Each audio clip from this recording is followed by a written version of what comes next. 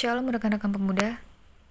Hari ini kita akan membaca SBP Sunday pada hari Minggu 19 Oktober 2025. Namun, sebelum kita membaca renungan, marilah kita bersatu di dalam doa. Kita berdoa. Tuhan Yesus yang baik, terima kasih ya Tuhan, Engkau masih memberikan rahmat kepada kami pada pagi hari ini. Ya Tuhan, sebentar kami akan membaca renungan-Mu. Kiranya apa yang akan kami baca nanti dapat kami aplikasikan ke dalam kehidupan sehari-hari kami. Terpujilah Kristus, haleluya, amin.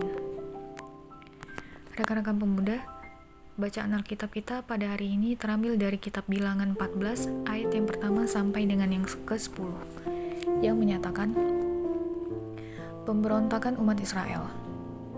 Lalu segenap umat itu mengeluarkan suara nyaring dan bangsa itu menangis pada malam itu.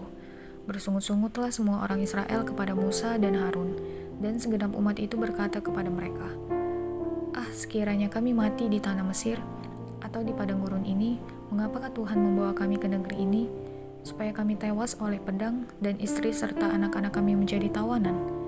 Bukankah lebih baik kami pulang ke Mesir? Dan mereka berkata seorang kepada yang lain, baiklah, kita mengangkat seorang pemimpin lalu pulang ke Mesir. Lalu sujudlah Musa dan Harun di depan mata seluruh jemaah Israel yang berkumpul di situ.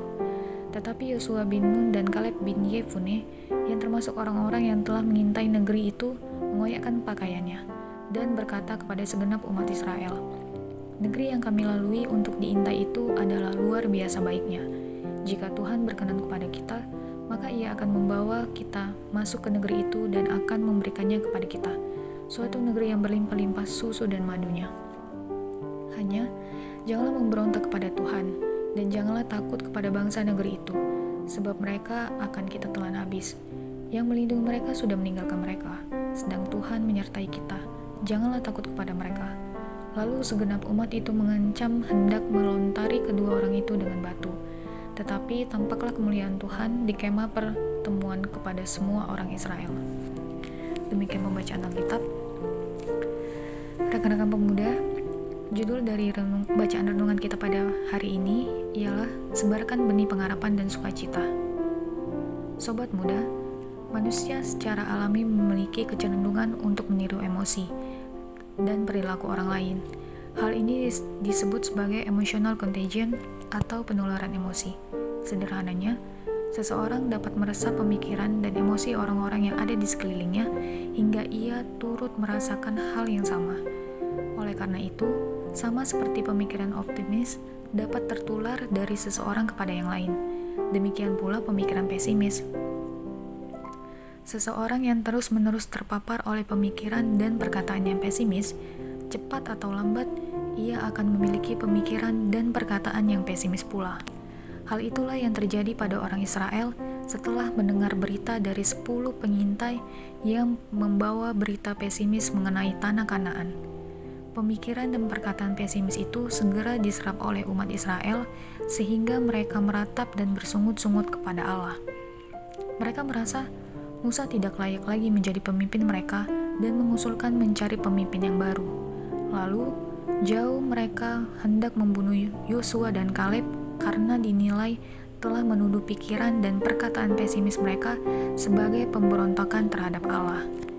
Perikop pembacaan kita hari ini menunjukkan betapa berbahayanya pemikiran pesimis yang tumbuh subur di sebuah komunitas. Pemikiran pesimis menyuburkan kecemasan, ketakutan, dan putus asa, seperti virus jahat yang menyebar dengan cepat. Demikianlah pemikiran pesimis dapat menyebar dan merasuk juga dengan cepat.